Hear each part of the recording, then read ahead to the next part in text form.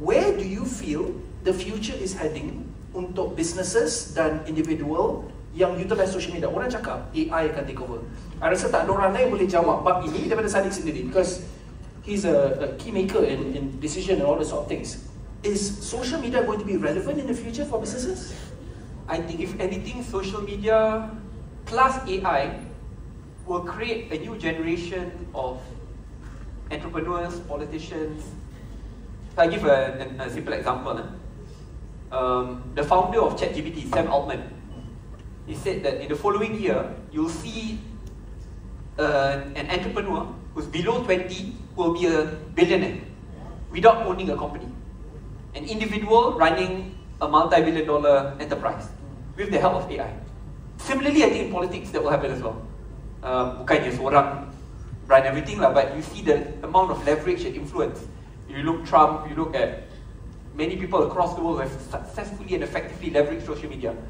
Banyak negara-negara di mana tak pernah ada perubahan, but those who capitalize on social media can do that effectively. Let me tell you why AI alone will not be able to replace. Tadi saya kata salah satu message paling penting adalah authenticity. Sebab betul, semua orang boleh flood the wave dengan 100 video, ribu-ribu video, but people don't believe it, they don't see the face behind it, they can't connect, and there's no authentic message. Dia tak akan pergi jauh. Tapi kalau orang tahu ada kepercayaan, dengan kepercayaan itulah baru kita akan share, dengan share orang lain akan dapat. That's where it moves into the algorithm. Tapi kalau tak ada kepercayaan, it will not go there. So I share dalam bidang corporate pula where I see there's a difference. For example, previously, this is where sedikit sebanyak saya belajar daripada Beta lah. Back then, companies will spend millions on advertising. You know, dia akan buat billboard, buat ni, buat tu, a lot. But it's very hard to gauge the amount of sales from billboards, for an example. Leads lah. That's where you see, for an example, 5 years ago, dia dah diganti dengan Facebook Ads. Sebab tu banyak syarikat-syarikat gergasi media kita seperti Media Prima contohnya ataupun Astro teruk terkesan. Because a lot of the big social media companies with their algorithms have taken over companies' advertising punya revenue. Because over there boleh nampak directly, I see this advertisement, I tekan, and then that report will go to the entrepreneur. Pembeli ni nampak iklanan yang you buat bawah platform kita. In the end, it ties back to that person's authentic message. So, kalau orang kata bahawa AI ni boleh menggantikan social media, I think it's not true. Boleh menggantikan individu, it's not true. Tetapi sesiapa yang tidak memanfaatkan AI will be left so far behind.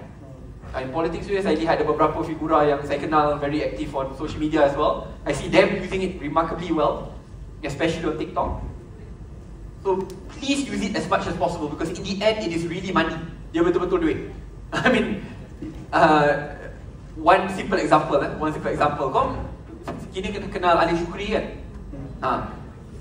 I mean, put aside dia punya flamboyant punya perception of an image. In person dia bukan jadul lah. In person he's a brilliant guy. Tapi, if you follow his story, back then, untuk dia mengiklankan produk-produk dia bermula dekat pasar malam. Pasar malam, you kena sewa tapak, tapi satu tempat. You cannot access the huge market.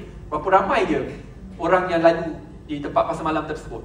Lepas tu, bila dia dah berjaya sedikit, dia mengiklankan diri dia di RTM dengan TV3. Dan dia ada ceritakan, pembayaran dia puluhan ribu ke ratusan ribu dalam tempoh masa seminit 2 saja. He got a lot of leads, Alhamdulillah. But then dia akan buka banyak physical stores. Tapi nak upkeep this physical store, maintenance, renovation, bla bla bla, sangat mahal. Now, it's literally just on TikTok. Instead of running, let's say, 20 physical stores, di mana maintenance, renovation, rental, OPEX, CAPEX sangat tinggi, dia ada 10 or 20 different accounts, push the same product, very authentic message with his flamboyance and the whole family joining on board, sales reaching 10 million, 15 million, 13 million, jual apa? Mango. Dengan banyak produk lain juga lah kan. But that's the way to do it. Bella Island, I mean, I tak tahu boleh cakap ke I kena marah nanti. Next my mind tak boleh marah ni. Memang lagi garang. No. Like for example, I see bila dia jual apa, dia punya produk Belova, lead mat. I mean, I've never seen kita buat sesi live. Kita buat sesi live tu dekat mamak tau. Like literally dekat mamak tengah makan roti canai. Yeah? And kita tak jual, I mean, out of that 1 hour, hard sell dia I think is only like 5 minit. 5 55 minit tu tengah cakap the most random of things, tak kena-mengena. And the sales is like tens of thousands of ringgit. I don't understand. People say, macam mana boleh jual banyak sangat? You know, and that's when you realize that back then what would have taken hundreds of thousands to start, today is literally just a social media account with authenticity controlling the attention economy. So it really works with one another.